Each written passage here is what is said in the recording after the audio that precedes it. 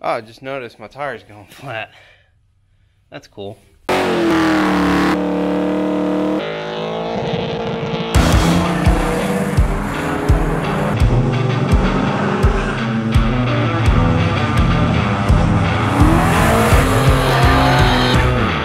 Hello everyone and welcome to the HoodRat Hot Rods YouTube channel. It's morning time on a weekend and I don't really have anything to do, so I thought I would make a video about my car.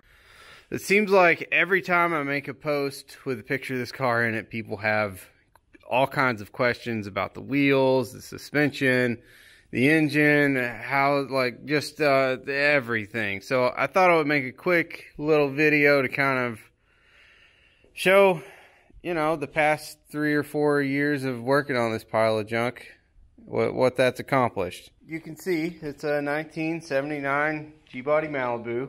I got the car off a friend of mine from college. His name's Colton Glaykar, and he's from the Northwest Territories in Canada. And he bought the car off some meth head on Craigslist or something like that. We messed around with it in school and gutted the interior out and all that stuff. It had a small block in it, big, you know, silly sounding camshaft and all that stuff.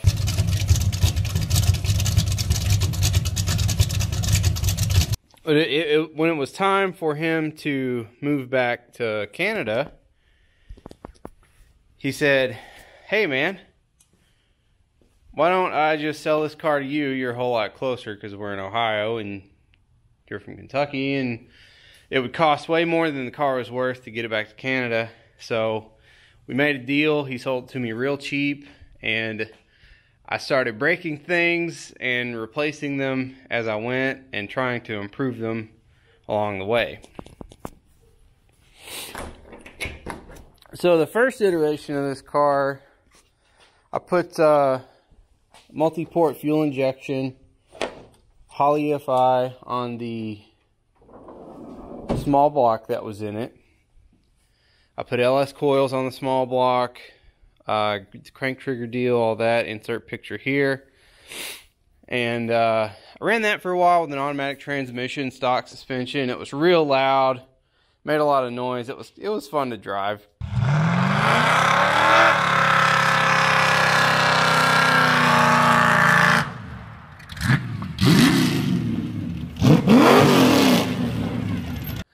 But then I decided I want to do a stick shift, and I knew if I did a stick shift, I would want a better engine. I thought LS Fest was really cool. I started working at Holley, and it just made sense to do an LS swap. So then I got a 6-liter that needed to be rebuilt, an LQ4 motor, and I did the silly thing. I put bearings in it. I put cam bearings in it, main bearings, rod bearings, all that stuff. Waste of time. I should have just bought an engine that was already good, like everybody says to do. Everybody on Sloppy Mechanics anyway. But that's not what I did. I thought I was gonna rebuild an engine and make it worth having. But it didn't really last. I think I cooked the oil or something, and it ended up developing a really bad knock. And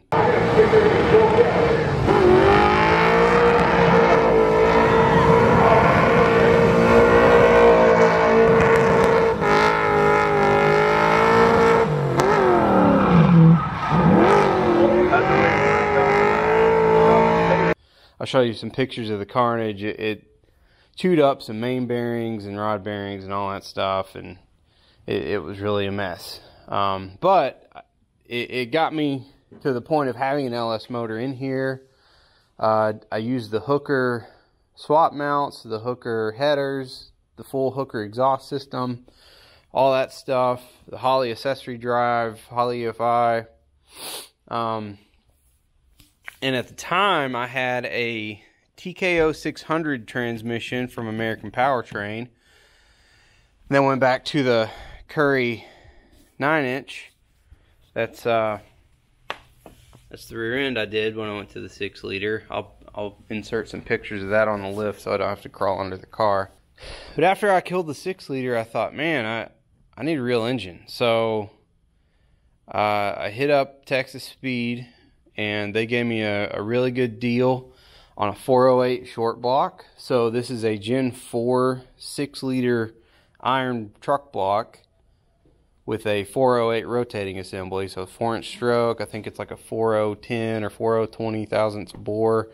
Got Molle pistons, Texas Speed rods, K1 crank. They did a custom grind camshaft.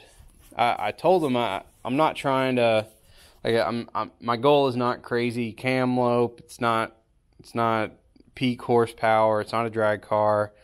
I just want to be able to do fun stuff and have something pretty streetable, pretty simple. I wanted a real flat torque curve, and they delivered. This thing is it's a powerhouse. It's 11.6 to 1 compression. It has AFR 215 heads. Right now I'm running this big Holley split single plane intake. Peak fuel consumption on this thing is about 300 pounds an hour, which, if you do the math, is roughly like anywhere between 570 and 600 horsepower. Probably going to have this on the dyno soon to do an intake swap with this new Holley low ram intake. We'll see how this goes, but that's another video. I'm going to do a dyno comparison between this intake and that new low ram. I do have the Holley mid-mount accessory drive. I have an AC compressor. It's not hooked up to anything yet. That might happen soon. The very nice alternator that comes with this kit. It also has an SFI approved ATI damper, which is pretty cool. I'm using the American Powertrain master cylinder for the clutch. You can kind of see it back there. This is the reservoir. I've got a power steering leak right now. That's what all this oil and stuff is. I do have some Scat Pro Car seats in here. They're very comfortable. Got a VFN fiberglass dash, just some steering wheel is in it. I don't know. He was like, hey man, I like the car. I'll just send you these door panels. I was gonna throw them away. I said, great, that's fine. I do have a bit of a mess with some amps and speakers and subs. I'm gonna rearrange all that. I don't like the setup I've got now. The car does have some bullet holes. I don't really know how that happened. It's got one here, and there's one right there. You can see the exit right there, which is pretty wild. And then there's another one right here. So I can only assume somebody was holding the gun, bam, bam, bam, or something. I don't know. The car came from Detroit, so who knows what kind of shenaniganery was going on. I'm gonna show you the dash and stuff. It's a Holley EFI 7-inch digital dash. You can set it up to show pretty much whatever you want. It talks directly with the Holley ECU. And there's lots of different screens, stuff like that. And there's a light bar here that plugs into the dash, and you can adjust everything it shows. You can make it show turn signals, a rev counter, like you know, it'll go from green to red, left to right kind of thing as revs increase. Got a GPS speedometer, and I also have this 7-inch handheld screen. It's just a real easy way to make tuning changes. You can also do that on here. This is just a little easier to navigate when you're in the car. So the TKO wasn't quite up to the task of shifting it, you know, 7,500 RPM like I want to. So I went to a 6-speed, a T56 Magnum from American Powertrain, and it is slick shifting. Couldn't ask for anything better. I love it. So now I'm going to take this wheel off because the tire's going flat anyway. See what that's about, but show you the suspension and stuff. Give me just a minute.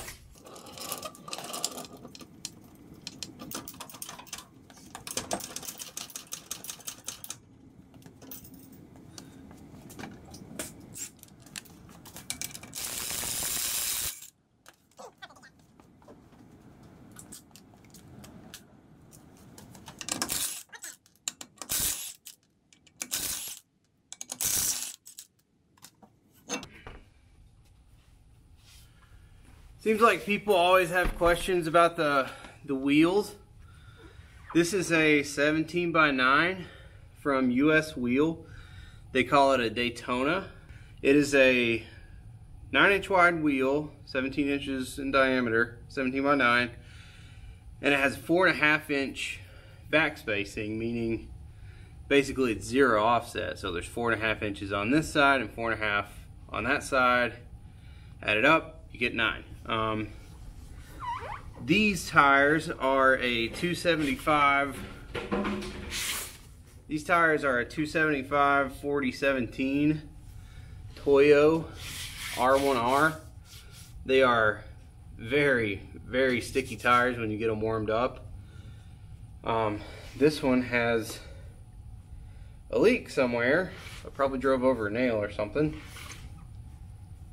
Every time I leave the house, if I'm gonna like drive the car to work or drive the car to the track, it's 60 miles there and 60 miles back, so plenty of chance to run over something, I guess. And just because someone, I'm sure, is gonna ask, it's the same size wheel and tire, front and back. And they do rub a little bit, but nothing crazy. So this car has Ridetech coilovers on it, and it has a set of Blazer spindles, 98 and up, with C5 Corvette brake calipers and rotors. So it's got a 13-inch rotor. So it has 13-inch rotors and C5 Corvette front calipers. And this is my gigantic Ridetech muscle bar sway bar, along with Ridetech lower control arms, upper control arms. They have taller ball joints to help with the geometry. And Ridetech coilover shocks. This thing's absolutely filthy. I drive it all the time and hardly ever, I don't know that I've ever washed it. It leaks some stuff here and there, no big deal. But you can see what else we got here. Yeah, so this is the Ridetech sway bar. It's absolutely huge. I think it's over 1 inch thick. And then this is a UMI chassis brace. And you can kind of see the rest of the under the car. I've got some pictures I'll put in here to show you that.